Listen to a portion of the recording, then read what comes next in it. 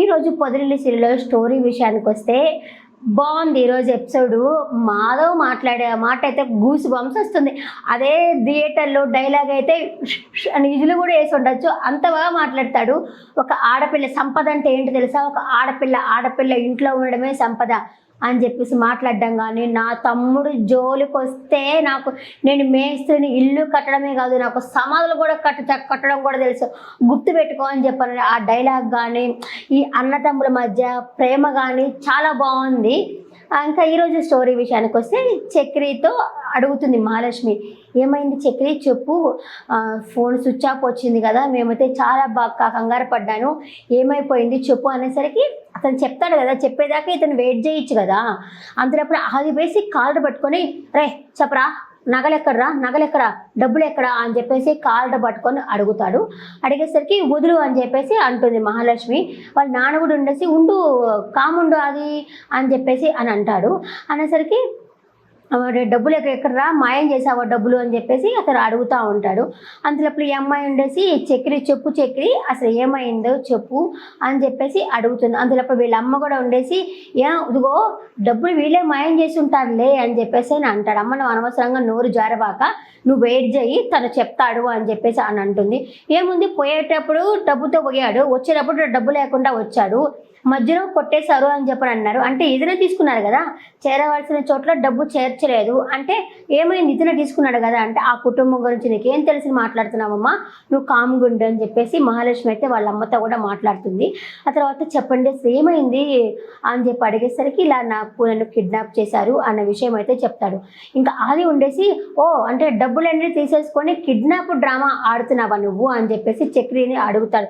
నాకు డ్రామా ఆడాల్సిన అవసరం లేదు, నేను డ్రామా అయితే ఆడలేదు అని చెప్పేసి తను అనేసరికి ఇంకా వాళ్ళ నాన్న ఉండేసి నువ్వు కాముండా, అది మనము మాట జాగ్రత్త తీసుకోలేము అని చెప్పేసి పోతే పోయిందిలే డబ్బే కదా అని చెప్పి అనేసరికి ఈ అమ్మాయికి కోపం వస్తుంది.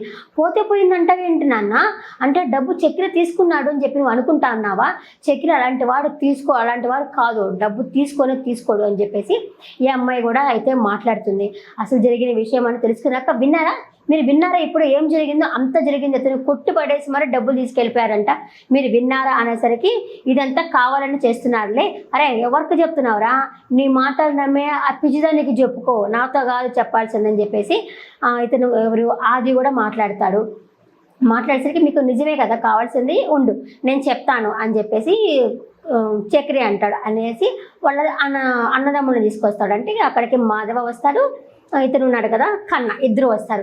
అంతేప్పుడు మహాలక్ష్మి చాలా హ్యాపీగా ఫీల్ అవుతుంది. ఈ పెద్ద మీరా వచ్చారా, ఎంతసేపు అయింది మీరు వచ్చి, ఎక్కడున్నారు ఇప్పటిదాకా అని చెప్పి అడుగుతుంది.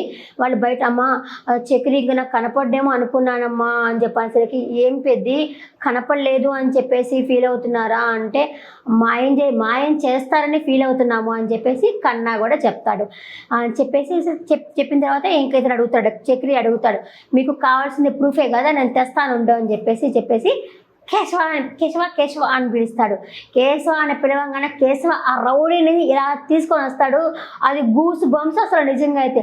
ఆయన అయితే ఉండేసి పెద్ద ఎవరు బాబు చెప్పు, ఎవరు, నేను తుపాకీ తీసుకొని షూట్ చేస్తా అంటే సరే మీరు రెడీగా పెట్టుకోనండి, గన్ను పెట్టుకోనండి అని చెప్పాడు అంటాడు చక్రి. ఇంకా కేశవ అలా లాక్కొచ్చి ఇలా పడేస్తాడు ఆయన దగ్గరికి. పడేసిన తర్వాత అతను గబగబ లేచి ఆయన వెనకాల పోయిన తర్వాత ఎవరు ఇతనేనా చేసింది అని చెప్పేసి మహాలక్ష్మి వాళ్ళ నాన్న అడిగి ఇతన్ని ఉండు ఆ బయటకు తీసుకెళ్ళి మాట్లాడతాను అని చెప్పేసి ఇతనికి ఆగండి అని చెప్పానంటారు. ఎవరా మాధవ, అరే అసలు మాట్లాడనుకున్నాను నేనైతే, ఆగండి అని చెప్పేసి ఈ అమ్మాయికి ఏం అర్థం కాదు, అసలు ఏమైంది చెప్పండి, ఒక సినిమా రేంజ్లో ఉంది, ఇది ఏ సినిమాలో చూసినట్టుంది, ఏంటి ఇది నాకు చెప్పండి అనేసి మహాలక్ష్మి కూడా అడుగుతుంది. అడిగేసరికి ఎందుకు చేసావు ఈ పని, మీరు మా ఇంటికి వచ్చి అన్నం తినడానికి వస్తే మా ఆతిథ్యం మీకు తెలిసే ఉంటుంది, మేము అతిథి దేవో భవ అని చెప్పి అనుకుంటాం మేము, అలాంటిది నా తమ్ముడిని మీ ఇంటికి పంపిస్తే చంపాలని చూసారా మీరు, ఇదేనా మీ మర్యాద, ఎందుకు చంపాలని చూసారు, మా వాడు ఏం చేశాడు నేను చంపాలని చూసారని చెప్పి అడుగుతారు. ఆ మాట అడిగేసరికి వీళ్ళ వదిన మహాలక్ష్మి ఇద్దరు షాకిపోతారు. అవునా అనేసి ఇంకా చక్రి ఉండేసి అని చెప్తాడు. ఇప్పుడు నేను వస్తున్నప్పుడు నేను అక్కడ దొంగ ఉన్నారు, ఆ దొంగ దగ్గర నుంచి ఫోన్ తీసుకొని నేను మాట్లాడేసి నేను ఇలా వస్తున్నాను, వాళ్ళ ప్లేస్ మార్చడానికి వచ్చారు. అప్పుడే మా అన్నయ్య వాళ్ళు వచ్చారు, మా అన్న తమ్ముడు వాళ్ళు వచ్చారు. మేము గుద్దుకున్న తర్వాతే మాకు తెలిసింది, వాళ్ళు లేకపోతే నేను చచ్చిపోయేవాడిని అని చెప్పేసి తను చెప్తాడు. చెప్పిన తర్వాత కేశవ ఉండేసి నాకైతే కోపం వస్తూ ఉంది నాకు అని చెప్పేసి అనేసరికి ఇతను అనేసి ఎవర్రా మీరు బయటికి పోండి అని చెప్పేసి వస్తాడు. ఎవరు? అది అంతే కేసు వాడికి ఒక్కటి ఇస్తాడు, చంపక మళ్ళీ ఇచ్చేసేసి సారీ అని చెప్పి మహాలక్ష్మి తల ఉంచుకొని మాట్లాడతాడు. అంతేలోపల ఆది వాళ్ళ వైఫ్ ఉండి హౌ డేర్ యూ, మా హస్బెండ్ని కొడతావా అని చెప్పనేసరికి మహాలక్ష్మి అంటే ఆగవద్దిన, ఓపిక పట్టు, మా కేశవ మా అంటుంది తెలుసా, మా కేశవ అనవసరంగా ఆది మీద చేసుకోలేదు, నువ్వు ఆగు అని చెప్పేసి అని అంటుంది. అన్న తర్వాత చెప్తాను, ఈయన ఒక మనిషి, ఈయన ఒక పెద్ద మనిషి, ఇతను ఒక మనిషి అని చెప్పి అనేసరికి వీళ్ళ అమ్మకు కూడా పెద్ద కోపం వచ్చి ఒక నెట్టి ఎవరు మీరు మా ఇంటికి వచ్చి మమ్మల్ని దబాయిస్తున్నారు, మా హస్బెండ్నే అంటున్నారా మీరు అని చెప్పి అనేసరికి చక్కెర వచ్చేసి ఆగమ్మా ఆగు, నీ నట్టలన్నీ ఆపు, దీంట్లో నీ హస్తం కూడా ఉందని మాకు తెలుసులే అని చెప్పేసి చెప్తాడు. చెప్పేసరికి అని చెప్పి మీ మధ్యలో ఎందుకు వచ్చానా అనుకున్నట్టుంది, మీ ఓవర్ యాక్షన్స్ అని మాకు తెలుసులే అని చెప్పాను. ఎంత కారణము నువ్వే అని చెప్పి మాకు తెలుసు అని చెప్పి ఆ దొంగలు ఎవరు చేశారు ఏంటి, ఆ ప్రతాప్ చేశారు, వాళ్ళ కొడుకు చేశారు, ఏ రూట్లో వచ్చారు అని చెప్పి అంతా తెలుసుకున్నాము అని చెప్పేసి కన్నా కూడా చెప్తాడు. ఆ యాక్సిడెంట్ కానీ వాళ్ళకి యాక్సిడెంట్ అవుతుంది కదా, కారు గుద్దుకున్నప్పుడు వాళ్ళ బైకులో నుంచి పడిపోతారు కదా, ఆ యాక్సిడెంట్ కానీ జరగకపోయింటే మేము చక్రియాన్ని కోల్పోయే వాళ్ళమేమో, చక్రియానికి దూరం అయిపోయే వాళ్ళమేమో అని చెప్పేసి తను కూడా చెప్తాడు. కేశవ కూడా చెప్తాడు. మహాలక్ష్మికి భలే కోపం వస్తుంది, పిచ్చి కోపం వస్తుంది. ఏంటి నిజమా, ఎందుకు చేసావు నాన్న, ఎందుకు ఇదంతా ఎందుకు చేసావు నాన్న, ఏమాది నువ్వు నిజమా అని చెప్పి అనేసరికి ఇంకా వాళ్ళ నాన్న ఉంటే లేదమ్మా నేనేం చేయలేదమ్మా అని చెప్పనేసి వాళ్ళ నాన్న వాళ్ళిద్దరూ మాట్లాడుకుంటూ ఉంటారే, మన విషయం తెలిసిపోయేటట్టుందిరా అని చెప్పేసి ఇంతకు ముందే మాట్లాడేసుకున్నారు ఆ విషయము. బయటపడిపోతామేమో రా, ఎందుకు ఇంత కుట్రంతా నాకు అనవసరం అనిపిస్తూ ఉంది. ఇది ఆ అమ్మాయికి పెళ్ళైపోయింది, అత్తగారింటికి పోయింది, మంచిగా వస్తే ఒక పూట అన్నం పెట్టు, అంతేగాని తను ఈ దగ్గరికే రావాలా, ఏంటి కుట్ర పనులు కొరతం పనులు ఇవన్నీ వేస్ట్ అనిపిస్తూ ఉంది నాకు. ఇంకా తర్వాత వచ్చేసి ఎంతవరకు చెప్పినాను మర్చిపోతాను మళ్ళీ ఫ్లో.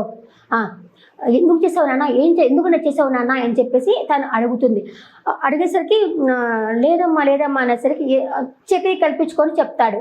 ఎందుకంటే నన్ను దొంగగా ప్రూవ్ చేసిన తర్వాత నీకు ఆ పిల్లకోడిని ఇచ్చి పెళ్లి చేయాలనే మీ నాయన ప్లాను అనేది చెప్తాడు. చెప్పేసి ఎందుకు నీకంత ఈ డబ్బు అంటే అంత ఎందుకయ్యా నీకు అని చెప్పేసి కూడా అడుగుతాడు తన్ని.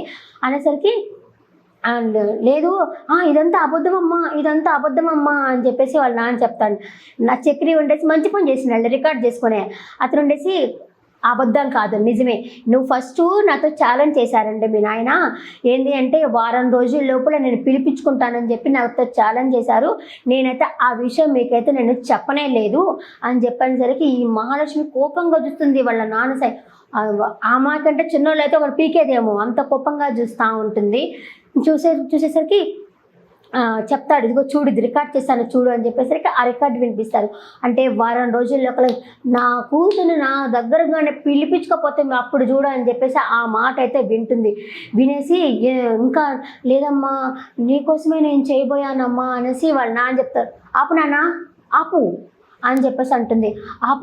మీకేమి చెప్పొద్దు, ఆపండి, ఇంత క్రూరంగా బిహేవ్ చేస్తారా, నా కోసము ఇంకొక బిడ్డని చంపేస్తారా మీరు, ఇదేనా నీ దగ్గర నేను ఇంత పెరిగానా, నీలాంటి వాడితో నేను ఉన్నానా నేను చెప్పేసి అనేసరికి ఆది ఉండేసి ఇదిగో నాన్న ఏమన్నా అంటే ఊరుకోన్నా అని చెప్పేసి మహాలక్ష్మితో అంటాడు. ఎందుకు ఊరుకోవరా, ఆయనలో నుంచి సగమే కదా నువ్వు అలాగే తయారయ్యవలేరా అనేసరికి అవునే నాన్న చెప్పింది నిజమే, వీళ్ళ తాహత ఏంటి, వీళ్ళు బిహేవ్ చేసేది ఏంటి అని చెప్పి అనేసరికి వాళ్ళ తాహత గురించి మాట్లాడుతున్నావా, నేను వాళ్ళ ఇంటికి వెళ్ళినప్పుడు ఎంత ప్రేమగా చూసుకున్నారు తెలుసా, నేను ఆ చిన్నపిల్లడికి అమ్మనయ్యాను, వాళ్ళ ఇంట్లో వాళ్ళ నాయనకి నా దగ్గర భయపడతాడు, నాన్న అమ్మలాగా చూసుకుంటున్నాడు, నేను తులసి మొక్కలాగా పెంచుకుంటున్నారు, ఎవరో కన్న బిడ్డని నా నన్ను ఇప్పటిదాకా ప్రాణం పెట్టి చూసుకుంటున్నారు, నా వ్యక్తిత్వానికి గౌరవిస్తున్నారు ఆ ఇంట్లో వాళ్ళు. మీరు మీ వ్యక్తిత్వం కంటే ఆ వ్యక్తిత్వమే బెటరు, మీరు అలా గోటికి కూడా సరిపోరు అని చెప్పేసి మహాలక్ష్మి అడుగుతుంది. నాకైతే సూపర్గా అడిగావు మహాలక్ష్మి, క్లాప్స్ కొట్టాలనిపించింది నాకైతే.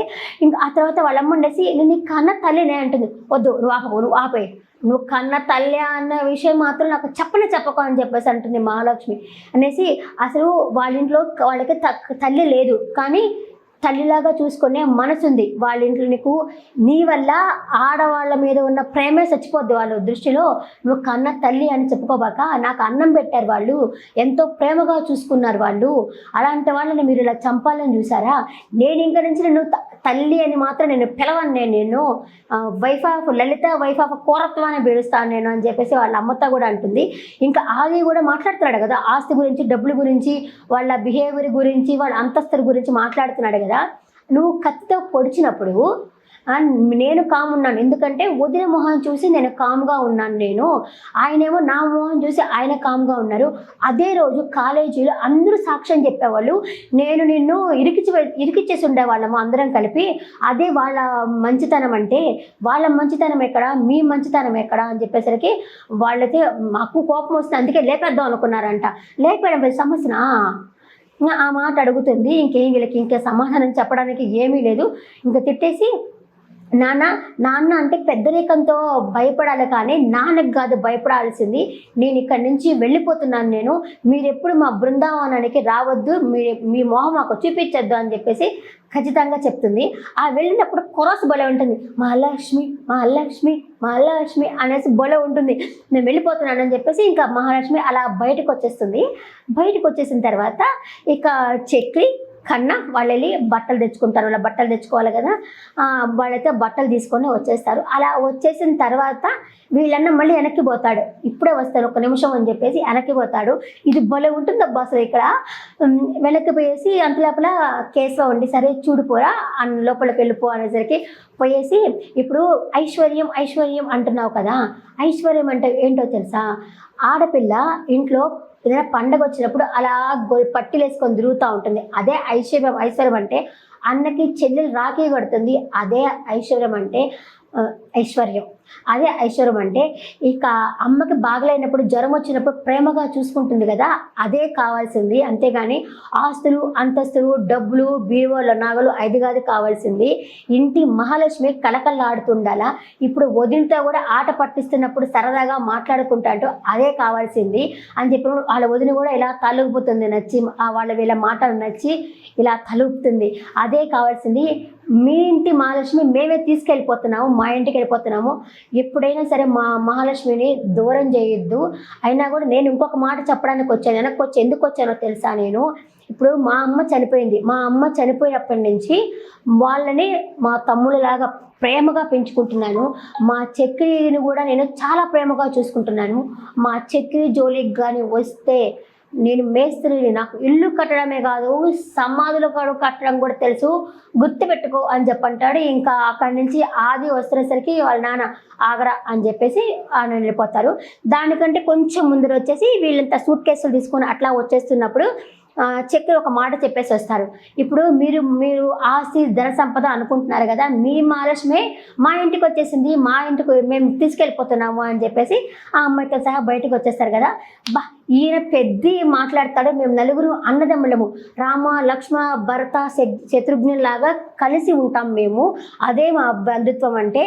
మీరేమి చేయలేరు, మీరు ఎప్పుడు మా బృందావనికి రావపాక, మీరు కాదు ఐశ్వర్యవంతులు, మేమేమో ఐశ్వర్యవంతులు, ఎందుకంటే మేము కలిసి ఉంటాము, కలిసి తింటాము, ఏదైనా బాధ ఉంటే కలిసి మాట్లాడతాము, కలిసి అన్ని పనులు చేసుకుంటాం, కాబట్టి మేమే ఐశ్వర్యవంతులము అని చెప్పేసి అక్కడి నుంచి అయితే ఆయనతో బయటకు వస్తారు.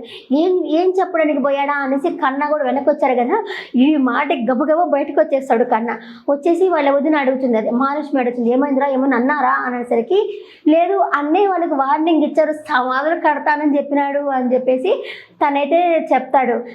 చెప్పిన తర్వాత ఇంకా చక్రి మాధవ బయటకు వచ్చేసి చక్రి నీకేం కాలేదు కదా అని అలా చక్రిని హగ్ చేసుకుంటారు. అలాగే కేశవ కూడా వచ్చేసి ఇతన్ని హగ్ చేసుకుంటాడు.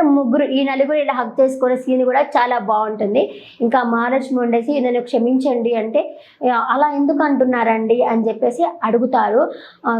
అతనెవరు చక్రి అడిగేసరికి నేను మీ ఇంట్లో రావడం వల్లే కదా ఎన్ని ప్రాబ్లమ్స్ వచ్చేది, నా వల్లే కదా అనేసరికి పోనీలే అమ్మ ఇతను మన ఇంటికి చక్రి వచ్చేసాడు కదా, ప్రాబ్లం ఏమి లేదు కదా, ఇది ఒక పీడ కళ అనుకొని దీన్ని మర్చిపోదాము, హ్యాపీగా ఉందాము అని చెప్పి అని అనుకుంటారు. సరే ఇంకా వెళ్ళిపోవాలి కదా. కన్నా అంటాడు ఎలా వెళ్తాము వదిన అలసిపోయి ఉన్నాము అనేసరికి అక్కడ కారు డ్రైవర్ అంటే కారు కీ అని అడుగుతుంది మహాలక్ష్మి. నేను ఇవ్వను మేడం అని అంటాడు. చక్రికి ఇట్లా సైగ చేస్తుంది.